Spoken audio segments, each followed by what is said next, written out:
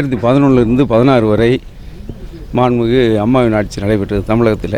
அன்றைக்கு அண்ணன் ஆர்பி உதயகுமார் அவர்கள் பல்வேறு துறைகளில் அமைச்சராக பணியாற்றினார். அந்த காலகட்டத்தில் அம்மா அவர்கள் 100% வாக்குறுதிகள் நிறைவேற்றினார்கள்.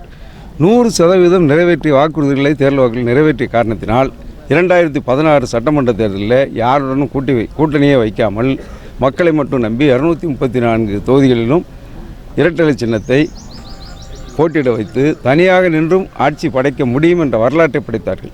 இன்றைக்கு மு.க. ஸ்டாலின் அவர்கள், முதலமைச்சர் மு.க. ஸ்டாலின் அவர்கள் சொல்வது உண்மையாக இருந்தால் இந்த வருகின்ற 2026 தேர்தலில் 234 தொகுதியில் அவர் தனித்து நிற்பாரா? அம்மாவின் வழியில்.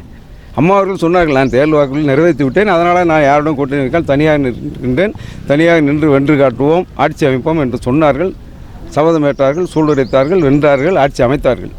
அந்த தைரியமும் தெம்பும் இன்றைக்கு மு.க. ஸ்டாலின் அவர்களுக்கு இருக்கிறதா என்பதை நீங்களே மு.க. ஸ்டாலின் அவர்களிடம் கேளுங்கள். இது அவருடைய நிலைப்பாட்டை அவர்கள் சொல்கின்றார்கள். நாங்கள் இன்னும் சொல்லப்போனால் அனைத்து இந்திய அண்ணா திராவிட முன்னேற்றக் கழகம் இந்த தேசிய கல்விக் கொள்கையை அன்றைக்கு ஏற்கவில்லை. இன்னும் சொல்லப்போனால் நாங்கள் அன்றைக்கு ஆட்சியில் இருந்தோம். ஆட்சியில் இருந்தது மட்டும் இல்லாமல் பாஜகவோடு உறவோடு இருந்தோம். உறவோடு இருந்த நேரத்திலேயே அந்த ஏன்னு சொன்னால் பேரறிஞர் அண்ணாவின் இருமொழி கொள்கை தான் எங்களுடைய உயிர் மூச்சு, எங்களுடைய கொள்கை. அந்த வகையில் புரட்சித் தலைவரும் புரட்சித் தலைவர் அம்மா அவர்களும் எங்களை வழி நடத்தினார்கள். அதே வழியில் தான் எடப்பாடியார் இருந்தார். அண்ணன் அவர்கள் கோவில்பட்டியில் பொதுக்கூட்டத்தில் சொன்னதைப் போல் அந்த நிதியை வாங்குவதற்கு இவர்களுக்கு துப்பு இல்லை, திராணி இல்லை, தெம்பு இல்லை.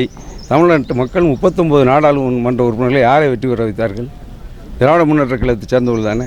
இவர்கள் ஆற்ற வேண்டிய பணி எங்கே? பாராளுமன்றத்தில் தானே. பாராளுமன்றத்தில் சென்று சாதிக்க முடியவில்லை என்றால் அந்த பதவி அவர்களுக்கு எதற்கு?